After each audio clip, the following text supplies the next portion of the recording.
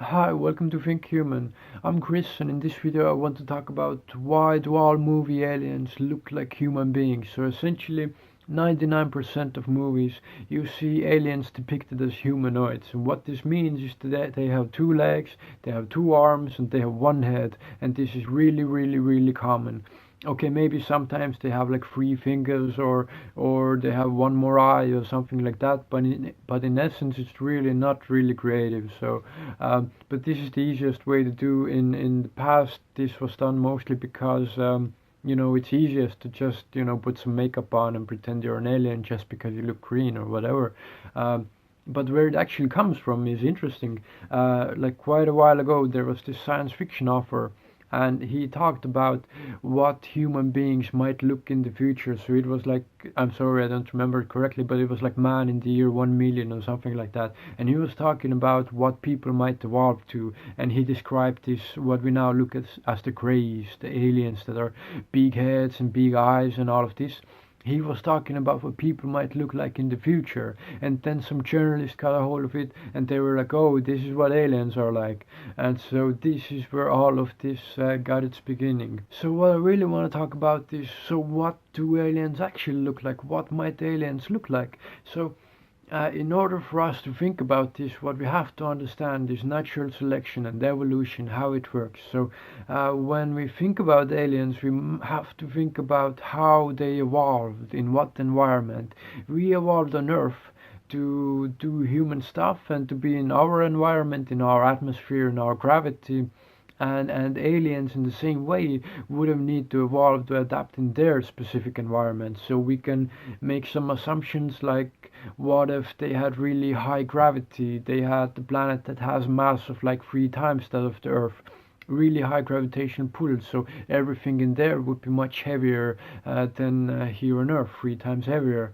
uh, so any creatures on those planets would be have to be really strong, probably close to the ground, have large feet, something to keep them there. Probably nothing that really flies, unless maybe there's really thick atmosphere to allow some kind of flying. But essentially, things would have to have some way to support them.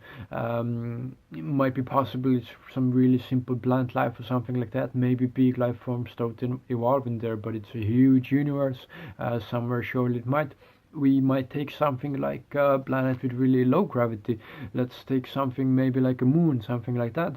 In there, already you can see that creatures don't have so much weight to hold up, so creatures on this kind of lighter planet can grow to incredible sizes. We can think of dinosaurs in our past, which were incredibly huge, but creatures in much lighter world with lower gravity can evolve to be even bigger. Flying will be much easier. Creatures can be bigger.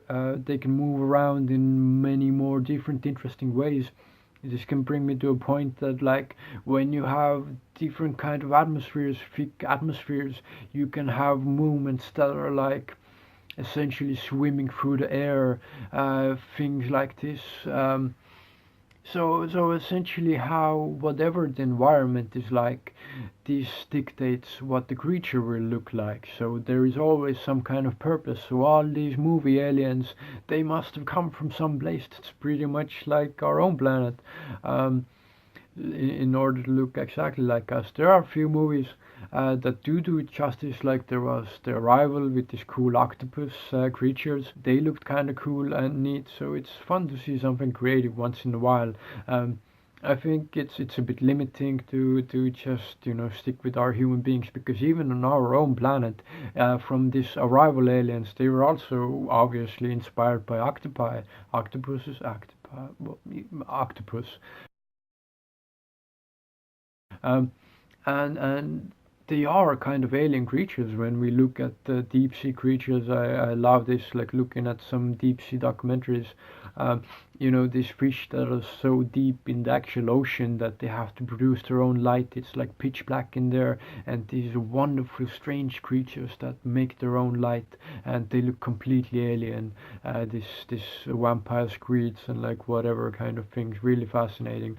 So most of those who make these kind of aliens, it's just lazy. I mean, come on, think a little bit more. It's just the easiest way to go, but it's fun to think about. And yeah, I hope you got some ideas out of this video. Thank you so much for watching and take care.